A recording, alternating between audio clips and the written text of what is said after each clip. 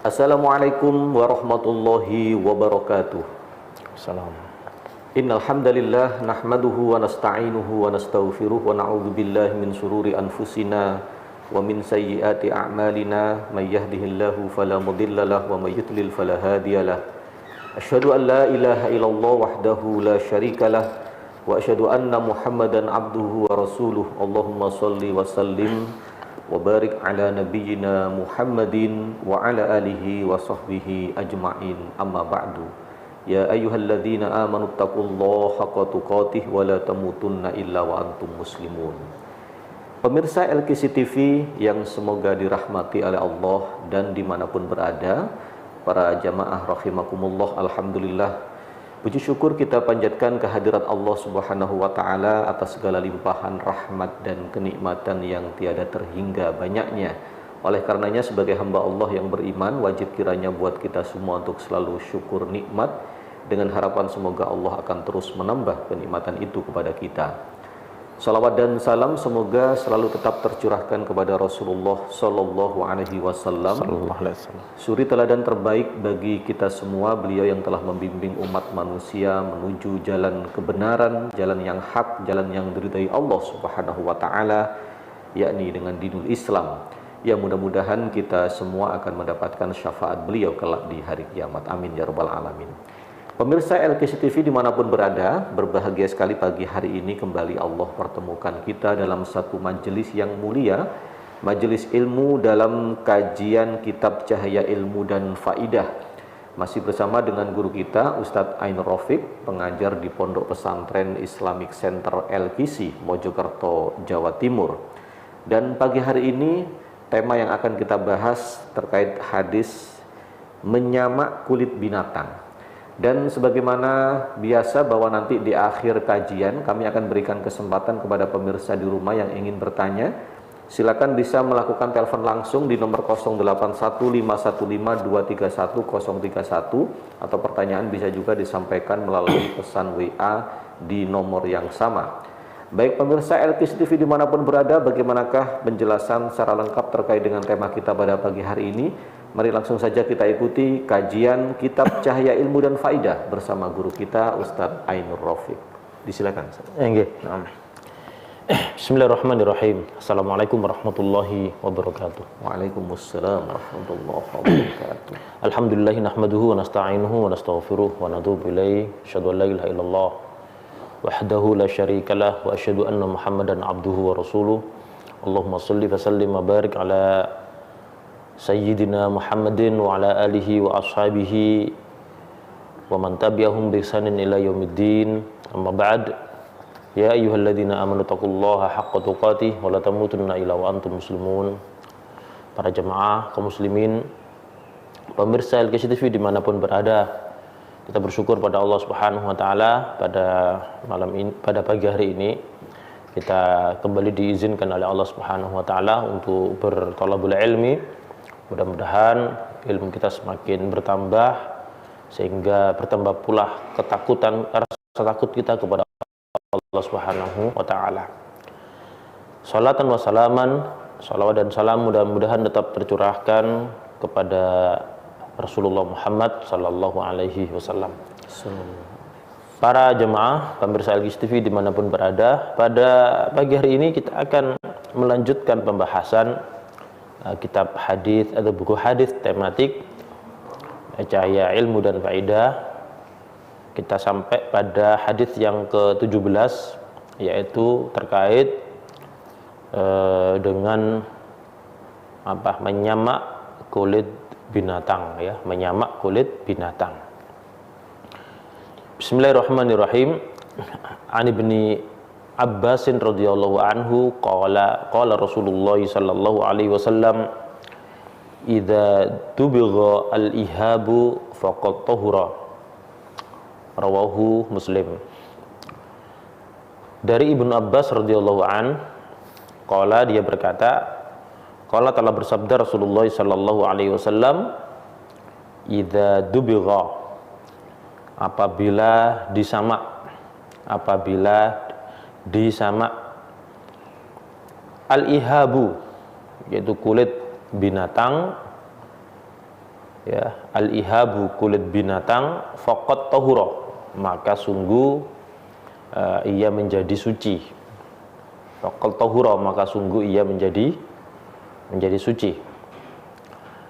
Jadi dari Ibnu Abbas radhiyallahu an, Rasulullah Muhammad sallallahu alaihi wasallam beliau telah bersabda, jika kulit binatang itu telah disamak, ya, telah disamak, maka sungguh ia telah menjadi suci. Hadis riwayat Imam Muslim.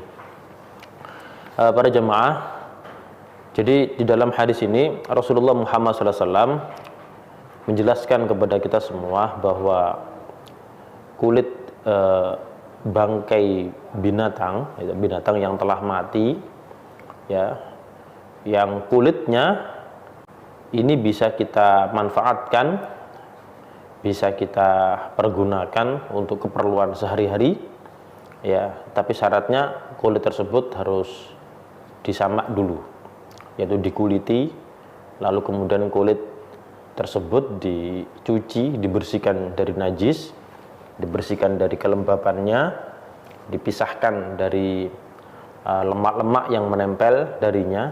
Dengan apa? Kalau kebiasaan dulu, ya, yaitu dengan menggunakan daun salam, kadang pakai daun akasia atau pakai daun delima atau kulit delima, atau yang semisalnya yang bisa dijadikan untuk membersihkan kulit binatang ini.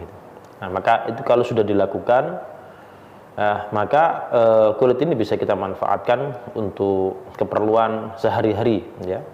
Bisa untuk dompet, bisa untuk dipakai alat tempat air, ya, tempat air, ya. Kalau dulu di zaman Nabi, ya, dipakai untuk gentong atau tempat air gitu, ya, tempat wudhu bisa. Nah, lalu atau kita manfaatkan untuk tas, untuk jaket, untuk sabuk yang berasal dari kulit binatang yang telah disamak tersebut. Para jamaah rahimakumullah, jadi itu makna global yang bisa kita fahami. Kemudian apa yang bisa kita ambil dari faedah dari hadis-hadis ini, dari hadis dari Ibnu Abbas ini? Yang pertama, bahwa menyamak kulit itu, ya, menyamak kulit itu mensucikan kulit bangkai, ya, mensucikan kulit bangkai. Dan kulit bangkai yang menjadi suci itu adalah kulit bangkai dari hewan yang halal dimakan, ya, halal disembelih dan halal dimakan. Ya, seperti kambing. Kambing itu adalah hewan yang halal dimakan dagingnya, yang, ya, sapi, ya, unta itu halal dimakan, ya, halal disembelih, halal dimakan. Maka jika ada kambing yang mati gitu kan, terus menjadi bangkai, ya, ya, merupakan satu hal yang ngeman-ngemani, kata orang Jawa, ya. Ya, kalau kemudian tidak dimanfaatkan kulitnya, meskipun sudah menjadi bangkai kambing itu, tapi kulitnya bisa dimanfaatkan, ya. Dan ini ada satu kasus di masa Rasulullah Muhammad SAW, yaitu hadis dari Maimunah radhiyallahu anha, ketika dia bercerita, marra Rasulullahi bisyatin yajurrunaha. Suatu kali Rasulullah itu pernah melewati seekor kambing, ya, yajurrunaha, yang para sahabat ini menyeretnya, ya, diseret-seret para sahabat gitu. Kambing, ya, bangkai diseret-seret gitu kalau sama sahabat. Faqala, maka Rasulullah SAW bersabda, lau akhadtum ihabaha, alangkah baiknya jika engkau mengambil kulitnya. Faqalu, maka para sahabat mengatakan, innaha maitatun ya Rasul, ya, ini sudah menjadi bangkai, kambing ini telah mati, kambing ini telah menjadi bangkai. Faqala, maka Rasul menjawab, yutahhiruha al-ma'u wal qardu. Ya, tetapi kulitnya dapat disucikan dengan air dan daun salam. Hadis ini riwayat Abu Dawud dan An-Nasa'i.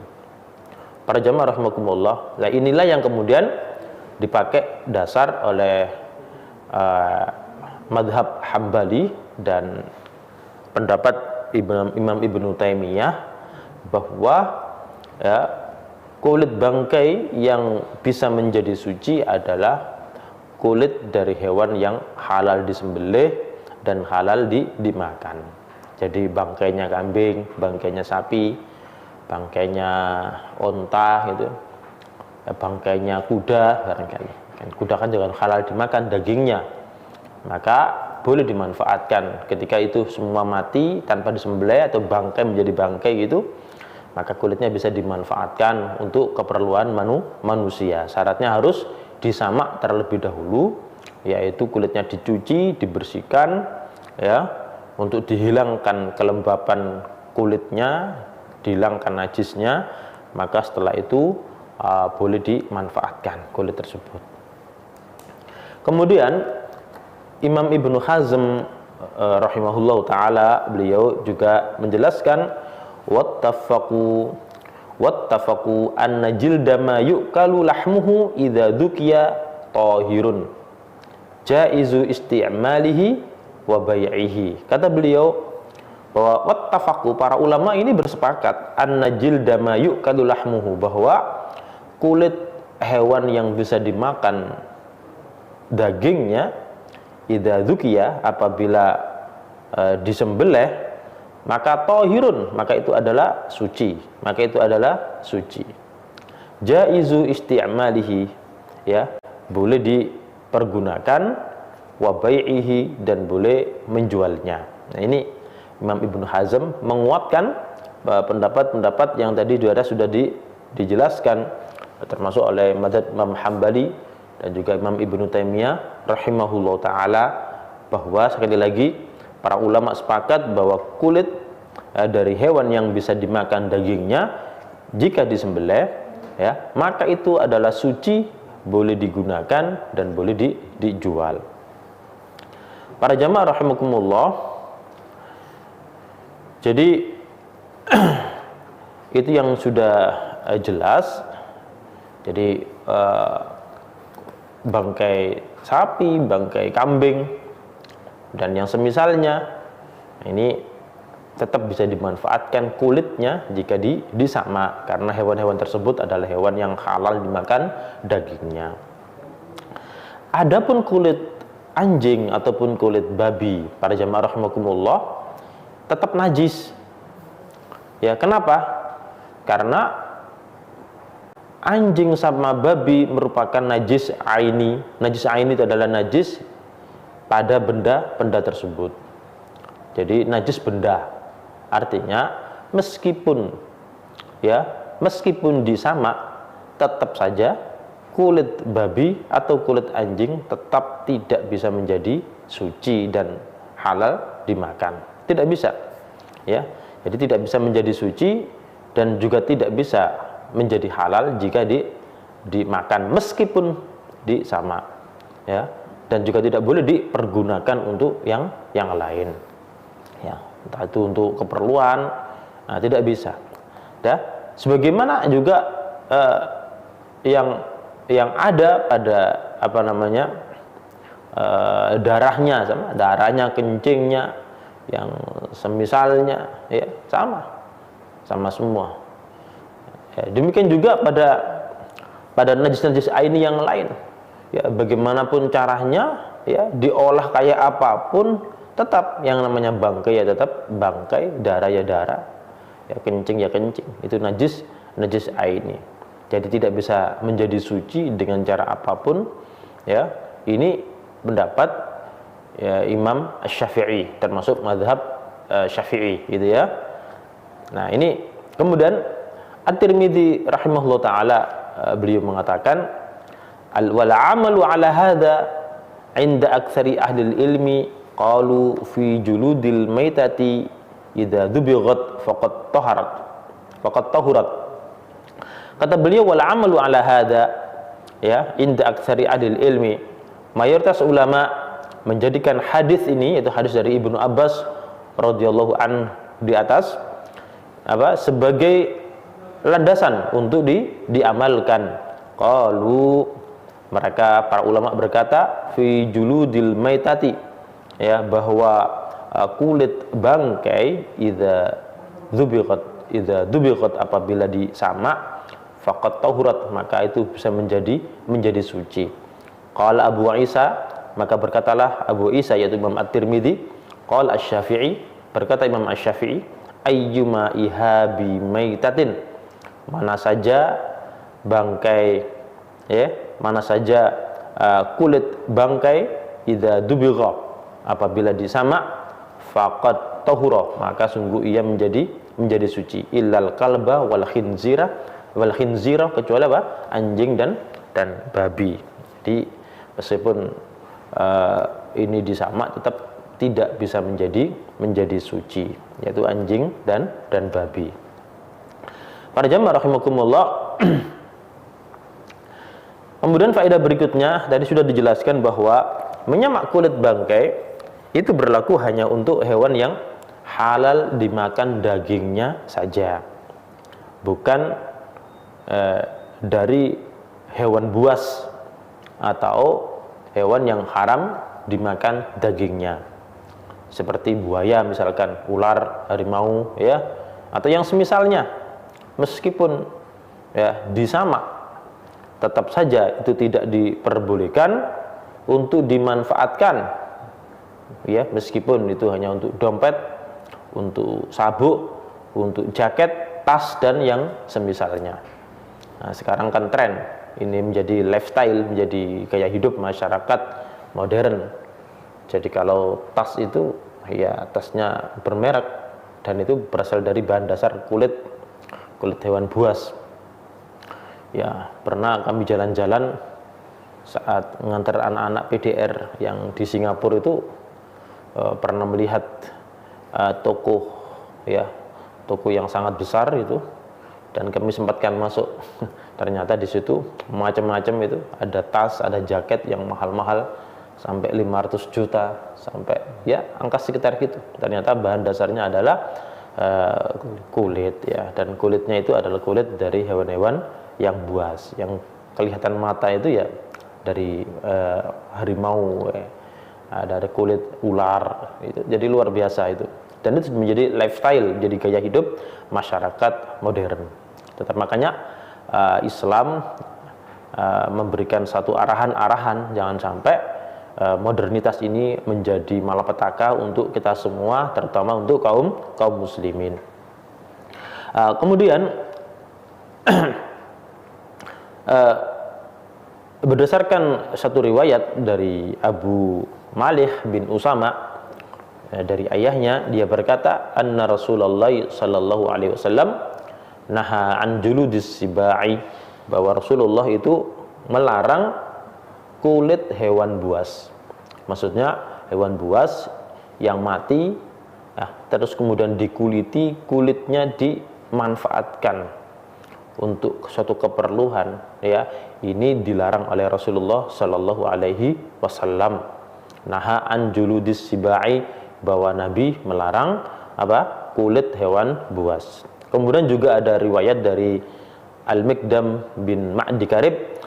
Dia pernah mendatangi sahabat yang mulia yaitu Muawiyah radhiyallahu an, lantas berkata kepadanya, anshuduka billahi, ya, aku bersumpah dengan nama Allah, hal ta'lamu, apakah engkau mengetahui anna Rasulullah sallallahu alaihi wasallam naha an lubusi juludis sibai warrukubi 'alaiha, apakah engkau mengetahui bahwa Rasulullah Muhammad SAW melarang, ya, mengenakan kulit hewan buas siba' warrukubi 'alaiha, dan menaiki atau menunggangi di atasnya.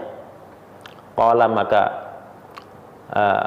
Muawiyah radhiyallahu anhu dia mengatakan, na'am, iya, bahwa Rasulullah Muhammad SAW melarang mengenakan kulit yang berasal dari hewan buas dan menunggangi kulit tersebut.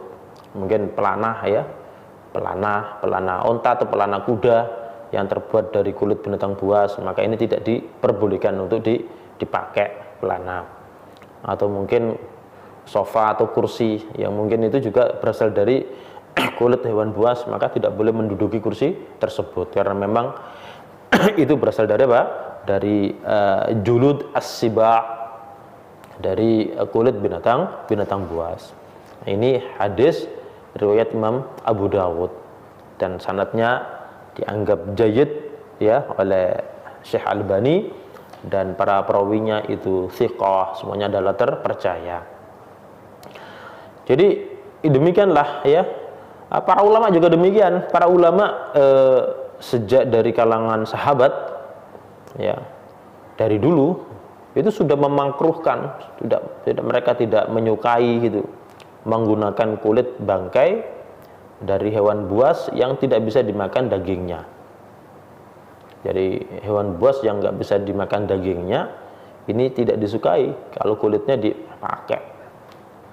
Ya, ini para ulama itu dari kalangan sahabat sampai sekarang, karena mereka ada ahli ilmu dan lebih kokoh di atas sunnah Rasulullah Muhammad SAW.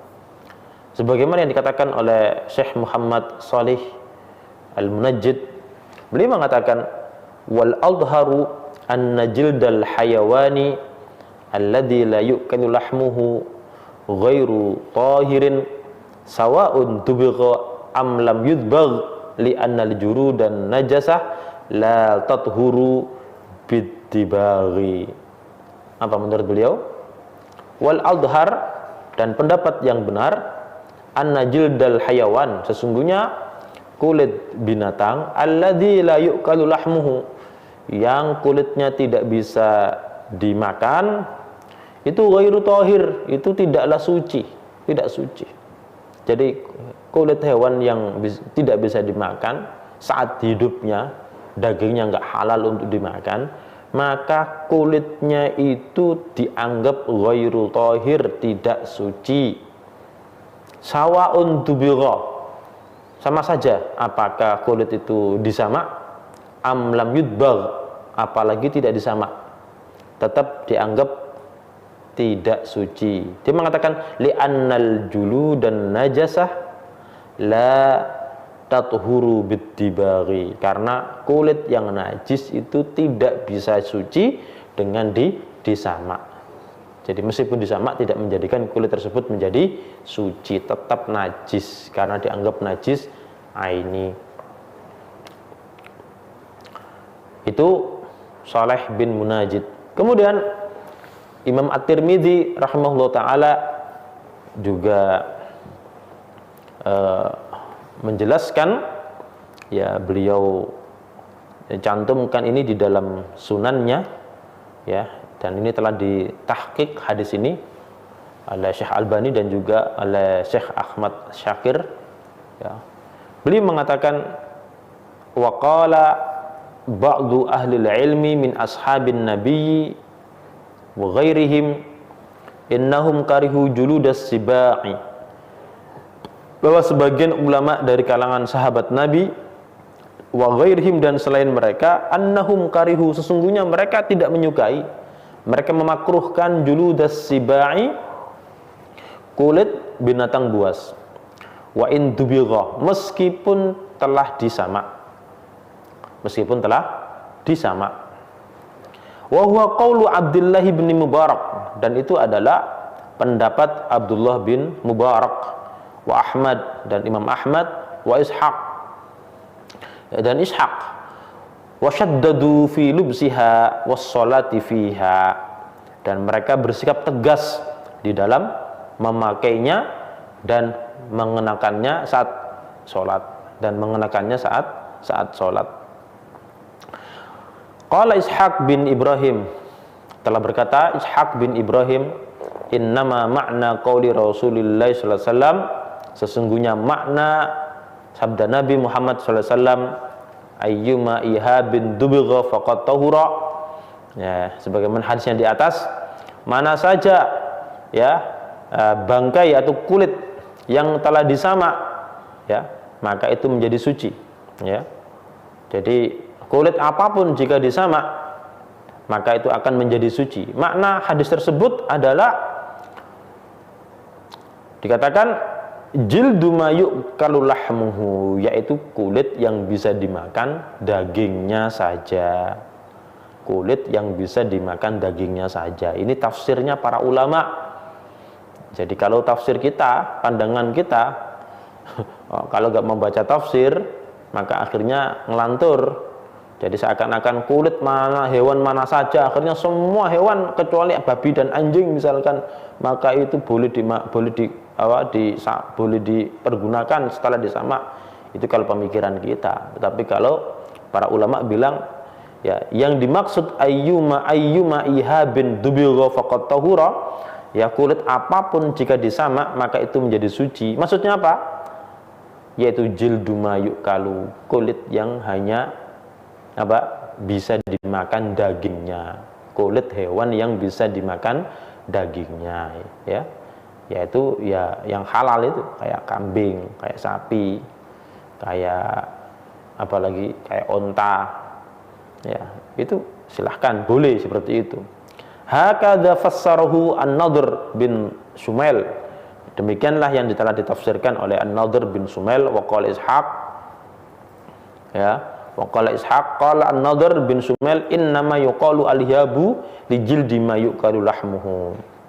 Jadi Ishaq berkata lagi bahwa Nadhr bin Shumail mengatakan ungkapan disamak adalah untuk kulit binatang yang dagingnya boleh dimakan. Ini tadi dicantumkan di Sunan At-Tirmidzi.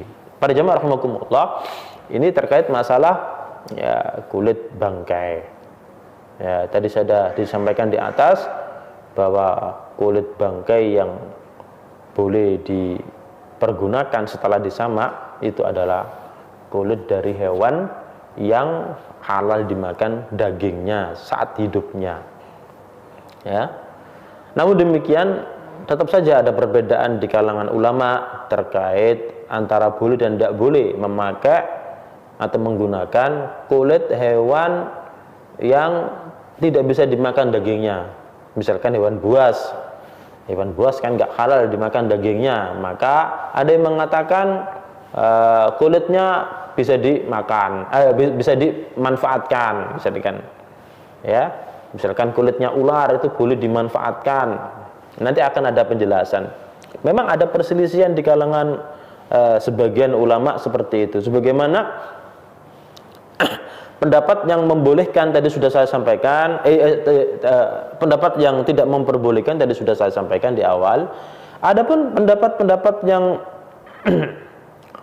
membolehkan, ya, adapun pendapat yang membolehkan ini dijelaskan oleh Syekh Yasir Burhami, ya, Syekh Yasir Burhami, beliau mengatakan fas-sahihu,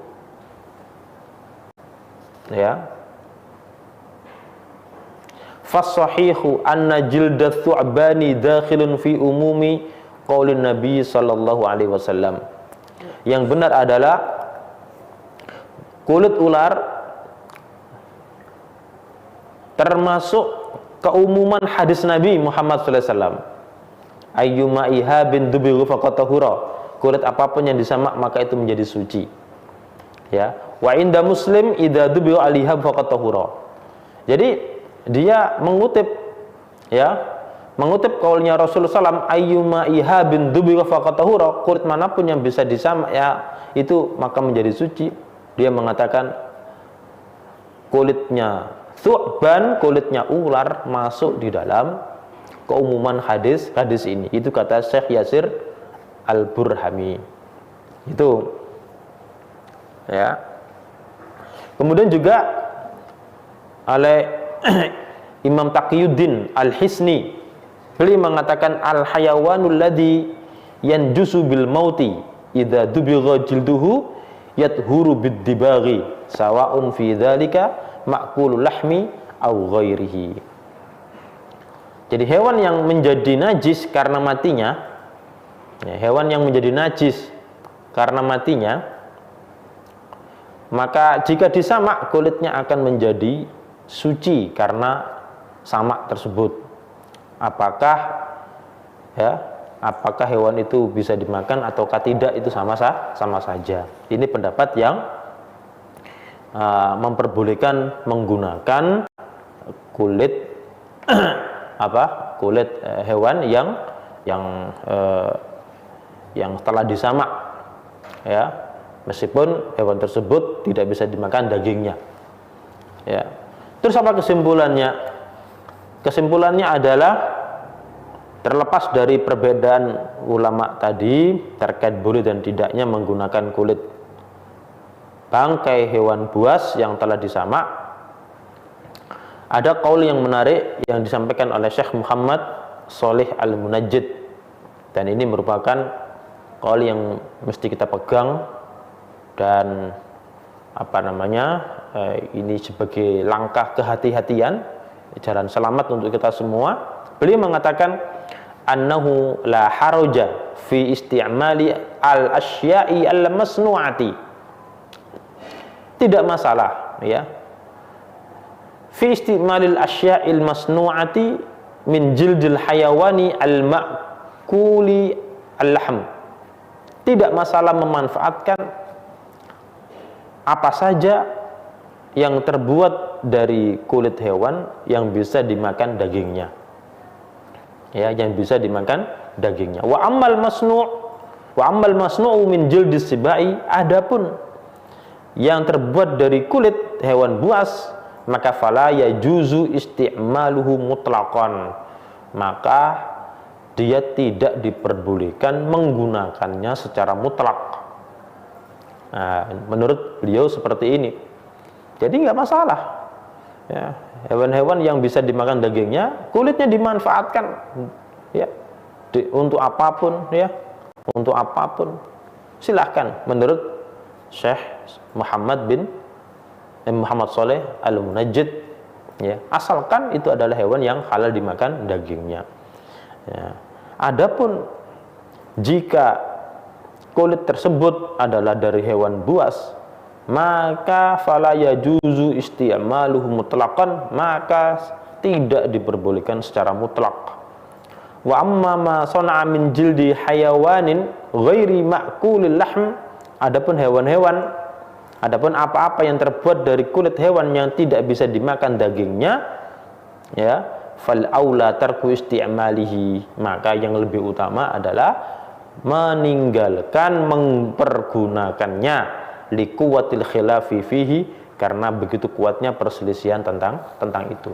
Para jamaah rahimakumullah, ternyata masih ada pro kontra dan pendapat yang hati-hati, ya, terlepas dari perbedaan yang ada, maka menjauhi itu jauh lebih utama, dan itu lebih menyelamatkan diri kita terhadap syariat-syariat yang telah diberikan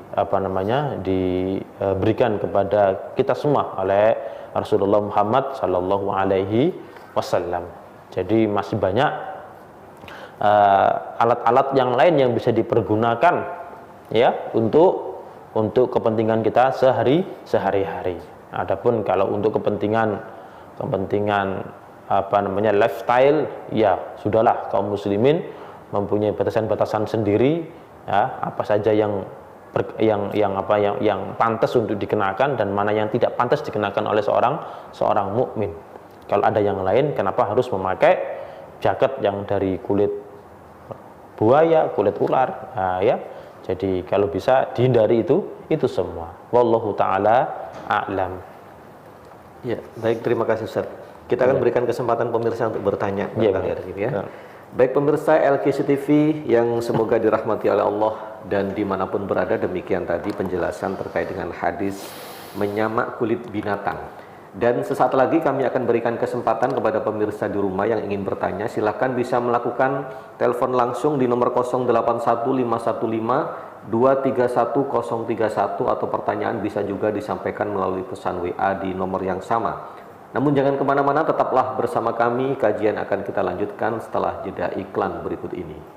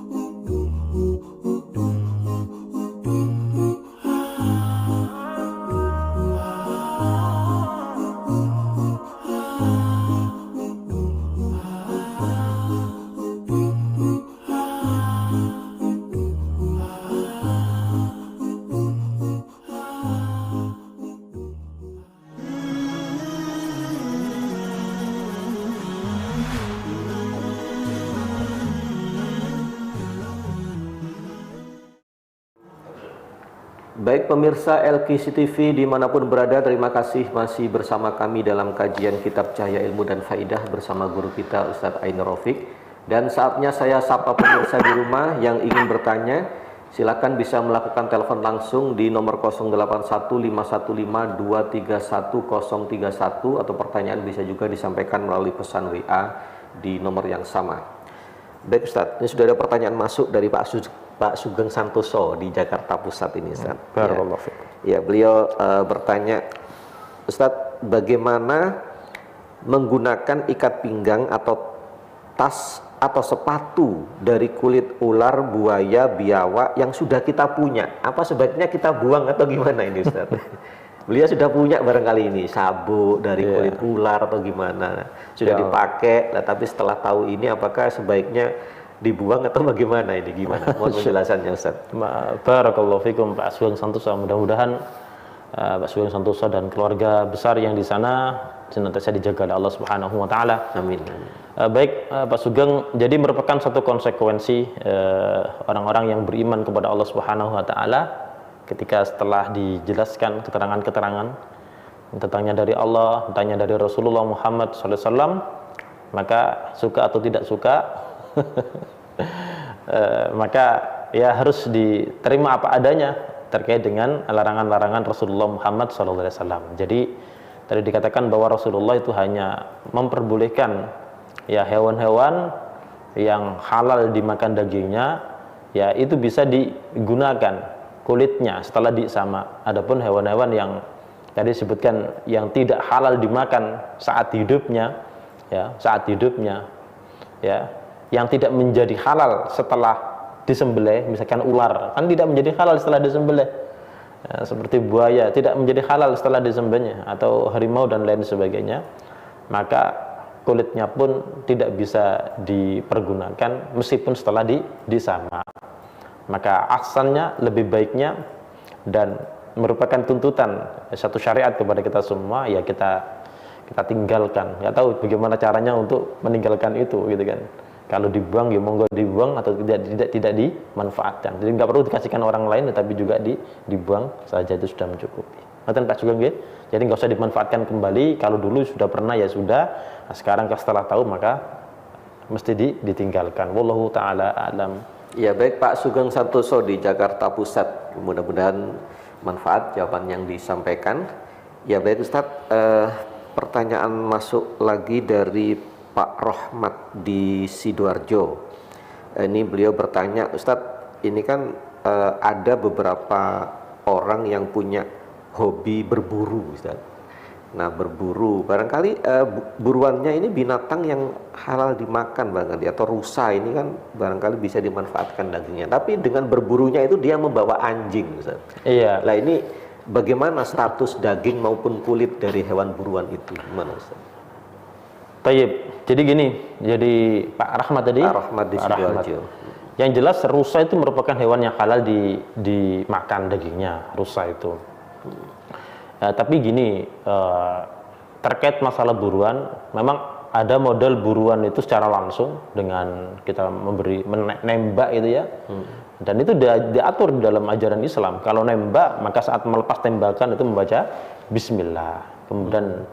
Kemudian hewan yang kita bidik kemudian mati, cukup bisa kita makan. Tetapi yang kita tembak ini masih belum mati, maka kita sembelih hewan tersebut, gitu kan. Jadi boleh baru kita makan. Adapun kalau kita berburu pakai anjing, maka anjing ini pun juga diatur di dalam Islam. Ya, di dalam surah Al-Maidah ayat 4 itu Allah menjelaskan bagaimana tata cara berburu memakai anjing. Ya, anjing yang terlatih, anjing yang terdidik gitu. Anjing yang terdidik. Makanya bahasanya adalah minal jawarih mukallibina tu'allimunahunna, gitu kan. Jadi diajarkan oleh Islam bahwa anjing yang harus dipakai berburu adalah anjing yang terlatih, anjing yang terdidik. Kemudian saat melepas anjing harus baca bismillah. Bismillah, anjing dilepas. Lalu kemudian ketika datang anjing itu membawa buruan, ya, maka buruannya itu halal untuk kita makan, halal kita makan. Gitu. Tetapi ternyata jika anjing yang kita lepas pulang membawa buruan, ya, dan buruannya sudah mati, dan anjing tersebut membawa anjing lain, anjing yang bukan punya anjing kita nggak tahu anjing itu anjingnya siapa, gitu.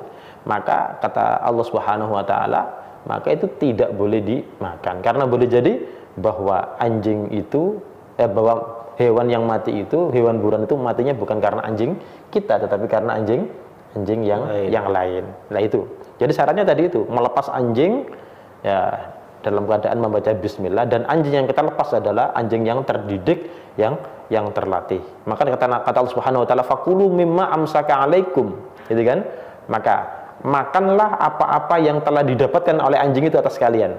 Wadhkuru smallahi alaihi, dan menyebutlah nama Allah. Kalau memang anjing yang kita lepas kemudian datang ke kita membawa buruan yang masih hidup, maka sembelih buruan tersebut. Tetapi kalau sudah mati, maka itu sudah halal untuk kita konsumsi. Tapi syaratnya tadi, anjingnya terdidik dan terlatih saat melepasnya membaca bismillah, dan saat pulang tidak membawa anjing yang lain. Kalau membawa anjing yang lain, maka dipastikan bahwa itu tidak boleh dimakan, haram hukumnya. Sebab boleh jadi yang memakan buruan itu bukan anjing yang kita lepas dengan bacaan bismillah tersebut, atau anjing lain yang memakannya, atau yang memangsanya itu. Wallahu taala a'lam.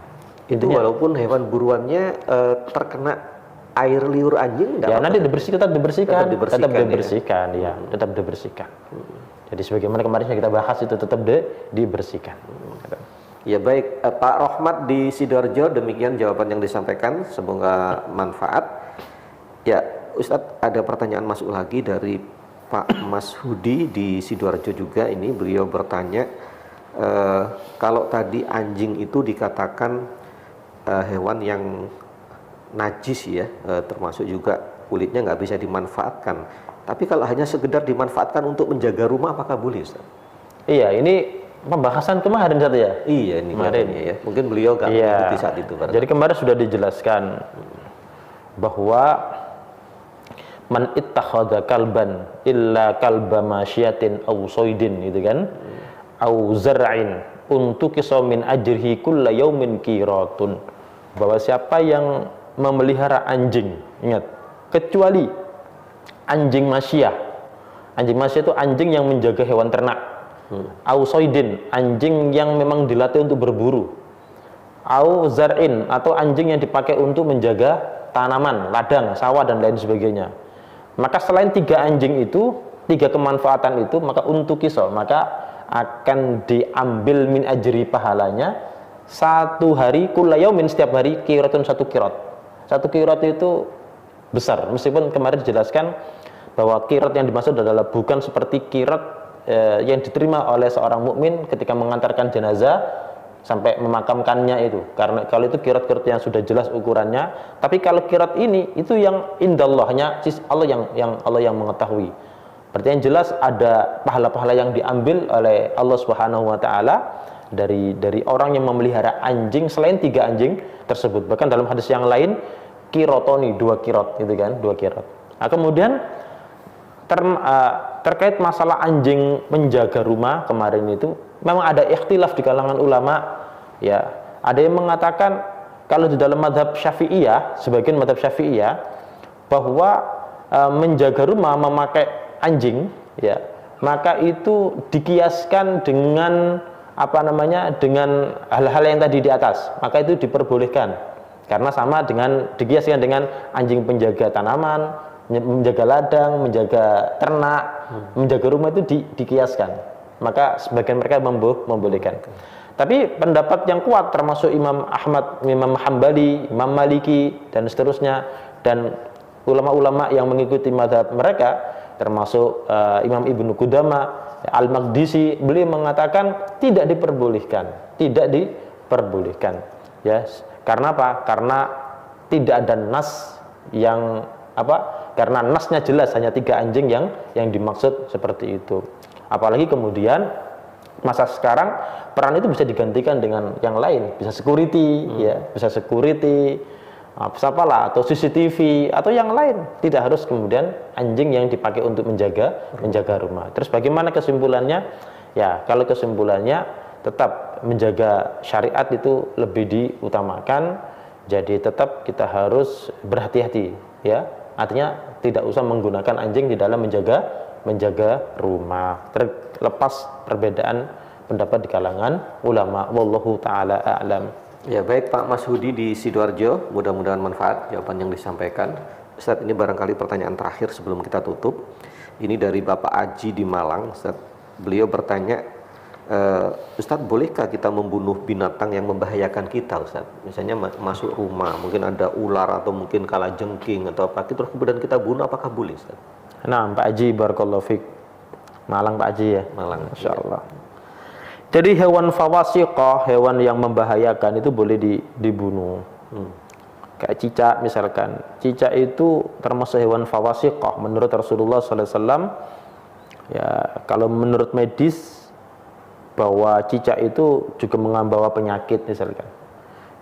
Kalau cicak kan pernah punya dosa itu, membantu karena dia ada di pihak musuh, di pihak Namrud ya, ketika dia membantu menyalakan, mengobarkan api yang membakar Nabi Ibrahim alaihissalam. Meskipun tiupannya cicak kan nggak besar, hanya tiupan, tapi minimal dia ada di pihaknya Namrud. Makanya hewan fawasiqah. Makanya kata Nabi disuruh membunuh hewan fawasiqah itu cicak. Adapun yang lain kayak tikus misalkan, itu hewan yang membahayakan dan itu hewan-hewan yang merusak tikus itu, maka boleh dibunuh. Bahkan ada anjuran untuk membunuhnya tikus itu. Maka tetap ajaran kita idza qataltum faqsinul qitlah. Kalau mau membunuh, bunuh dengan cara yang baik. Dan membunuh dengan cara yang baik adalah membunuh dengan cara secepatnya. Jangan kemudian digot itu kemudian matinya sampai 1 hari, kan kasihan. Ya, maka pakai racun saja. Apakah boleh membunuh pakai racun? Boleh. Karena memakai racun itu ternyata cara membunuh yang lebih cepat dibanding dengan cara-cara yang lain. Itu kayak tikus, itu membahayakan juga. Nah, termasuk apalagi kalajengking, sama juga membahayakan itu. Ular yang di rumah maka usir ular itu, diusir. Kalau tidak mau keluar maka boleh dibunuh ular itu. Ya, boleh dibunuh. Karena boleh jadi ular itu adalah merupakan jin gitu ya, maka usir. Saat sholat kalau ada kalajengking, kata Nabi, kalau kamu sholat kemudian melihat ada aswadaini, ada 2 hewan hitam, yaitu ular sama kalajengking. Penafsirannya ulama gitu, maka faqtuluhuma, maka bunuh keduanya. Maka hewan-hewan yang membahayakan itu sebetulnya boleh dibunuh. Ya, boleh dibunuh. Tapi khusus ular tadi itu disuruh ngusir dulu. Kalau memang nggak mau keluar, maka dibunuh. Wallahu taala. Ya baik, Bapak Aji di Malang, mudah-mudahan manfaat jawaban yang disampaikan. Ya baik Ustadz, kita barangkali cukupkan dulu pertemuan kita pada pagi hari ini, dan sebagai penutup kajian mohon bisa disampaikan kesimpulan dan mohon ditutup doa, silakan. Para jemaah kaum muslimin, pemirsa LKC TV dimanapun berada, di akhir pembahasan hadis yang ke-17 terkait menyamak kulit binatang, saya sampaikan lagi bahwa memang Rasulullah SAW ya membolehkan mempergunakan kulit binatang yang menjadi bangkai. Ya, tapi syaratnya harus disamak terlebih dahulu. Disamak itu setelah dikuliti, kemudian kulitnya dicuci pakai daun salam, pakai daun tadi akasia, pakai kulit delima atau yang semisalnya yang bisa menyucikan itu. Apa fungsinya? Faedahnya untuk membersihkan kulit dari kelembapan-kelembapan lemak dan lain sebagainya, untuk memisahkan najis dari binatang itu. Maka itu boleh dilakukan dan boleh dipergunakan. Syaratnya tadi itu binatang yang diambil kulitnya, meskipun dia menjadi bangkai, itu adalah binatang yang saat hidupnya halal dimakan, yaitu yang halal dimakan, seperti kambing, sapi, ya, kerbau, ya, atau onta, atau yang semisalnya yang boleh dimakan. Rusa itu boleh. Ya, adapun yang tidak bisa dimakan, kayak anjing, kayak babi, kayak ular, kayak harimau termasuk hewan buas, ya, maka itu tidak diperbolehkan, meskipun ya mereka disamak kulitnya, gitu kan. Tetapi tidak bisa menjadi suci karena hewan itu sudah najis, tidak boleh dimakan saat hidupnya. Nah, ini mudah-mudahan ini menjadi satu informasi yang sangat penting bagi kita semuanya, sehingga merubah yang tadinya kita masih menggunakan itu karena mungkin kita orang berada, punya uang, bisa beli model-model aksesoris dan lain sebagainya. Tapi setelah tahu ini, maka itu kita jauhi. Makanya dalam kaidah dijelaskan bahwa setiap sesuatu hukum asalnya itu adalah boleh, ya. Masalah dunia itu boleh, kecuali yang dilarang. Maka setelah ini dilarang, maka kita tidak boleh mempergunakannya, gitu. Baik, para jamaah rahimakumullah, mudah-mudahan kita senantiasa dibimbing oleh Allah Subhanahu wa taala. Amin. Dan diberikan ilmu yang manfaat, ya. Amin. Semakin mengenal tentang kitab-kitab Allah, yaitu Al-Qur'an dan sunnah-sunnah Rasulullah Muhammad sallallahu alaihi wasallam, dan tetap kita istiqomah di dalam kebaikan, karena kita akan dimatikan oleh Allah, ya, insya Allah, mudah-mudahan ya dimatikan dalam keadaan yang baik atau husnul khatimah, amin ya rabbal alamin. Ya, alhamdulillahirabbil alamin. Allahumma shalli wa sallim wa barik ala nabiyyina Muhammadin sallallahu alaihi wasallam. Allahumma ighfir lana dzunubana wa liwalidayna warhamhuma kama rabbayana shighara. Allahumma fa'na bima 'allamtana wa 'allimna ma yanfa'una wa zidna ilma. Allahumma faqihna fid din, Allahumma 'allimna bil Qur'an, Allahumma 'allimna bis sunnah. Allahumma faqihna fid din, Allahumma 'allimna bil Qur'an, Allahumma 'allimna bis sunnah. Rabbana hab lana min azwajina wa dhurriyyatina qurrata a'yun waj'alna lil muttaqina imama. Allahumma inna nas'aluka husnal khatimah. Allahumma inna nas'aluka husnal khatimah. Allahumma inna nas'aluka husnal khatimah. Rabbana atina fid dunya hasanah wa fil akhirati hasanah wa qina adzabannar. Fa sallallahu ala nabiyyina Muhammadin sallallahu alaihi wasallam. Baik Ustaz, disampaikan jazakumullah khairan atas ilmunya yang disampaikan. Baik pemirsa LKC TV yang semoga dirahmati oleh Allah dan dimanapun berada, dengan berakhirnya doa tadi maka berakhir pula kajian kitab Cahaya Ilmu dan Faidah pada pagi hari ini.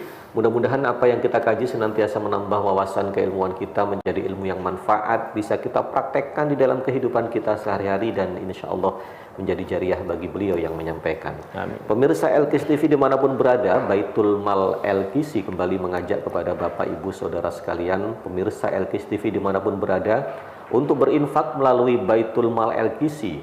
Adapun beberapa program yang dijalankan, diantaranya ada pembangunan masjid dan pesantren, pemberian sembako bagi keluarga miskin, ada program bedah rumah, dan masih banyak lagi program-program yang lain. Oleh karenanya salurkan infak terbaik Anda melalui Baitul Mal LKC di Bank Syariah Indonesia, nomor rekening 7066777701 atas nama Yayasan LKC QQ Baitul Mal. Baitul Mal LKC dari umat untuk umat. Saya Samsul Arif beserta seluruh kerabat kerja LKC TV menyampaikan terima kasih atas segala perhatian dan partisipasinya. Dan insya Allah kita akan berjumpa kembali pada siaran-siaran kami selanjutnya. LKC TV menebar dakwah menggapai mardotillah. Subhanakallahumma wa bihamdika asyhadu an la ilaha illa anta astaghfiruka wa atubu ilaik. Alhamdulillahirabbil alamin. Wassalamualaikum warahmatullahi wabarakatuh. Waalaikumsalam warahmatullahi wabarakatuh.